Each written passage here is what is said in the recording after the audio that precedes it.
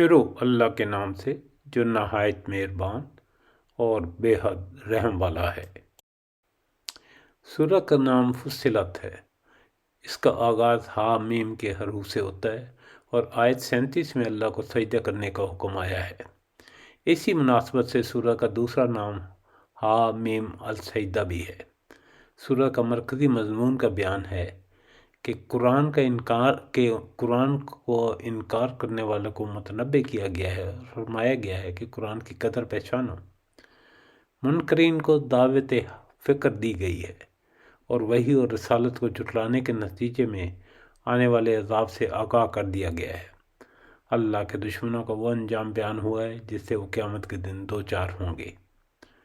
ان لوگوں کو جنت کی بشارت دی گئی ہے جو کافروں کی ہنگامہ رائی اور تمام مخالفتوں کے باوجود اپنے ایمان پر قائم رہے، ساتھ ہی انہیں دعوت کی راہ میں مخالفین سے درگزر کرنے کی ہدایت کی گئی ہے۔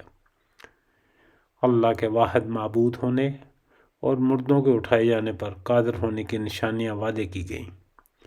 قرآن کے بارے میں منکرین کے شبہات کا ازالہ کرتے ہوئے پیشین گوئی کی گئی ہے کہ عنقریب اس کی صداقت کی نشانیاں زمین و آسمان اور آپ اپنی جانوں میں ظاہر ہوتی ہوئی دیکھ لیں گے۔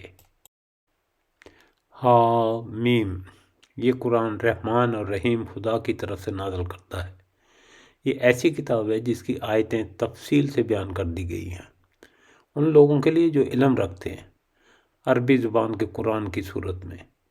یہ خوشخبری دینے والا اور ڈرانے والا ہے، مگر اکثر لوگوں نے اس سے روگردانی کی ہے، بس وہ سنتے ہی نہیں ہیں۔ کہتے ہیں جس چیز کی طرف تو ہمیں بلا رہا ہے اس کے لیے ہمارے دلوں پر غلاف چڑھے ہوئے ہیں، ہمارے کان بہرے ہو گئے ہیں اور ہمارے اور تمہارے درمیان ایک پردہ حائل ہو گیا ہے۔ تو اپنا کام کر، ہم اپنا کام کیے جائیں گے۔ آپ کہہ دیجئے کہ میں تو تم ہی جیسا انسان ہوں، مجھ پر وحی نازل کی جاتی ہے کہ تم سب کا معبود ایک اللہ ہی ہے، سو تم اس کی طرف متوجہ ہو جاؤ اور اس سے گناہوں کی معافی چاہو۔ اور ان مشرکوں کے لیے بڑی خرابی ہے جو زکوٰۃ نہیں دیتے اور آخرت کے بھی منکر ہی رہتے ہیں۔ بے شک جو لوگ ایمان لائیں اور بھلے کام کریں ان کے لیے نہ ختم ہونے والا اجر ہے۔